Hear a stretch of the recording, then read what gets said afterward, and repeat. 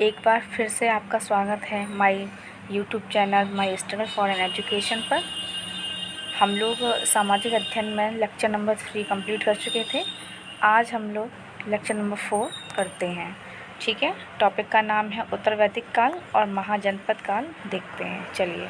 अगर आपने क्लास को अपने दोस्तों में शेयर नहीं किया है तो प्लीज़ इसको शेयर करिए। और वीडियो के आखिरी में अगर आपको ये चैप्टर अच्छा लगा हो तो प्लीज़ लाइक करें, शेयर करें। और अगर कोई चीज़ आपको समझ में नहीं आती है तो उसके लिए आप मुझे कमेंट बॉक्स में कमेंट भी कर सकते हैं।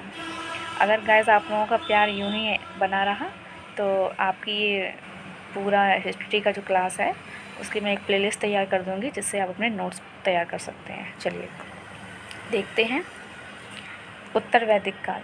उत्तर वैदिक काल का जो समय अवधि है वह है 1000 से 600 ईसा पूर्व।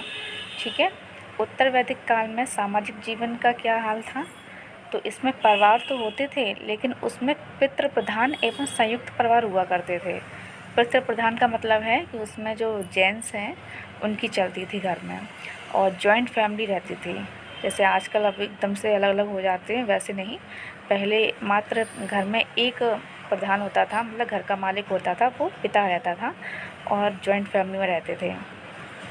स्त्रियों की दशा कैसी रहती थी? स्त्रियों की स्थिति थी वो अच्छी नहीं थी। सभाओं एवं परिषद में सम्मिलित होना प्रतिबंधित था। शिक्षा कैसी थी? शिक्षा की ओर विशेष ध्यान दिया गया था इसमें।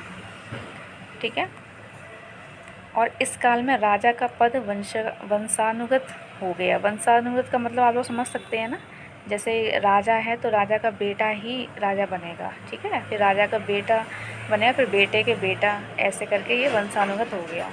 सर्वप्रथम 4 आश्रम होते थे: ब्रह्मचर्य, गृहस्थ, वानप्रस्थ और संन्यास। ये 4 आश्रम आप लोगों ने पढ़े होंगे।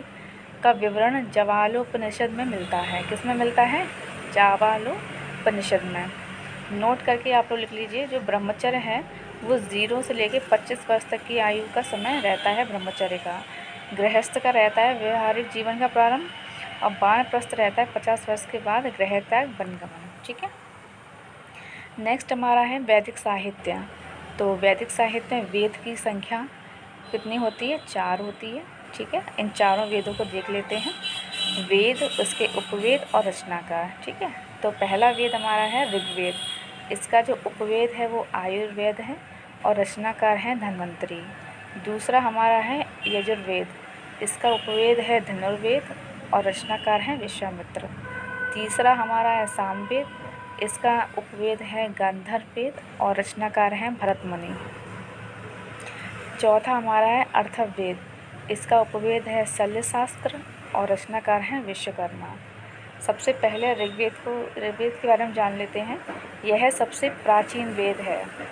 ठीक है, और इसमें 10 मंडल हैं और 1028 सूक्त हैं। ठीक है, इसमें गायत्री मंत्र का उल्लेख है। दूसरा हमारा है यजुर्वेद। ये गद्य व पद्य में लिखित है, मतलब दोनों में है। ये पेपर में आ चुका है गाइस। गद्य व पद्य दोनों में सम्मिलित है। कौन सा वेद? यजुर्वेद। यह मूलतः कर्मकांड प्रधान वेद है। इसमें कर्म के अनुसार ही चीज़ें हुआ करती हैं। ठीक है, किसमें? यजुर्वेद में। तीसरा हमारा है सामवेद। इस भारतीय संगीत का मूल कहा जाता है। किसे कहा जाता है भारतीय संगीत का मूल? सामवेद को।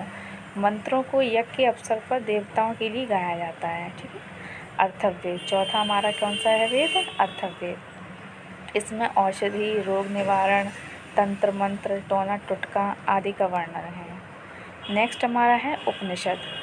इनकी संख्या 108 है। इसे ब्रह्म विद्या भी कहते हैं। इसमें आत्मा, परमात्मा के बारे में बताया गया है। भारत का राष्ट्रीय आदर्श वाक्य हमारा सत्यमेव जयते है, वो इसी के मुंडकोपनिषद से लिया गया है। नेक्स्ट हमारा है वेदांग। वेदांग को समझ लेते हैं। वेदों का अर्थ समझने के लिए वेदांग की रचना की गई थी। इनकी संख्या 6 है। शिक्षा, कल्प, व्याकरण, निरुक्त, छंद एवं ज्योतिष है। नेक्स्ट हमारा है पुराण।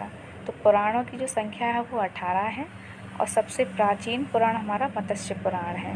इसमें विष्णु के 10 अवतारों का उल्लेख किया गया है। गाइस एग्ज़ाम में क्वेश्चन आया था कि विष्णु के 10 अवतारों का उल्लेख किस में किया गया है, कौन से पुराण में? तो मत्स्य पुराण में। नेक्स्ट हमारा है महाजनपद काल। 600 ईसा पूर्व में 16 महाजनपदों का उदय हुआ था। इसकी जानकारी बौद्ध ग्रंथ में,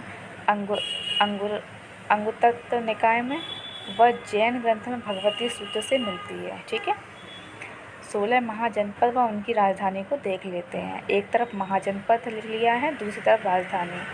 तो मगध जो महाजनपद है उसकी राजधानी गिरिव्रज है। अंग महाजनपद की राजधानी चंपा है। वत्स महाजनपद की राजधानी कौशाम्बी है। काशी महाजनपद की राजधानी वाराणसी है। और अवंती महाजनपद की राजधानी उत्तरी अवंती उज्जैन और दक्षिणी अवंती महिष्मती। पांचाल महाजनपद की राजधानी उत्तरी पांचाल अहिच्छन्द्र और दक्षिणी पांचाल काम्पिल्य। ठीक है, नेक्स्ट हमारा है कुरु महाजनपद की राजधानी इंद्रप्रस्थ। मत्स्य महाजनपद की राजधानी विराटनगर। वज्र महाजनपद की राजधानी वैशाली मिथिला विंध्य। और कौशल महाजनपद की राजधानी श्रावस्ती। मल्ल महाजनपद की राजधानी कुशावती। गांधार महाजनपद की राजधानी तक्षशिला। अश्मक महाजनपद की राजधानी पोटली। सूरसेन महाजनपद की राजधानी मथुरा। कंपोज महाजनपद की राजधानी राजपुर। और चेद महाजनपद की राजधानी शक्तिमती। ठीक है गाइस, अब कुछ क्वेश्चन देख लेते हैं। वेदों का अर्थ समझने के लिए किसकी रचना हुई? तो वेदांग की। दूसरा हमारा क्वेश्चन है, गायत्री मंत्र का उल्लेख किस मंडल में है? तो ऋग्वेद के 10वें मंडल में है। तीसरा क्वेश्चन हमारा है, एकमात्र महाजनपद जो गोदावरी नदी के तट पर स्थित है, तो वो कौन सा जनपद है? अश्मक। ठीक है, दक्षिणी भाग में। Okay guys, thank you for watching. अगर आपको क्लास अच्छी लगी हो तो प्लीज़ इसको लाइक करें और अपने दोस्तों में शेयर करें। अगर कोई भी चीज़ आपको कैसी भी कोई भी क्वेरी आपकी हो तो प्लीज़ कमेंट बॉक्स में मुझे आप बोल सकते हैं, आप अपना कमेंट लिख सकते हैं। और आप लोगों का प्यार और सपोर्ट ऐसे ही बना रहा तो हम आगे जितनी भी क्लासेस होंगी, साइंस, कंप्यूटर, मैथ्स, सबकी क्लास लेके आएंगे। Thanks for watching.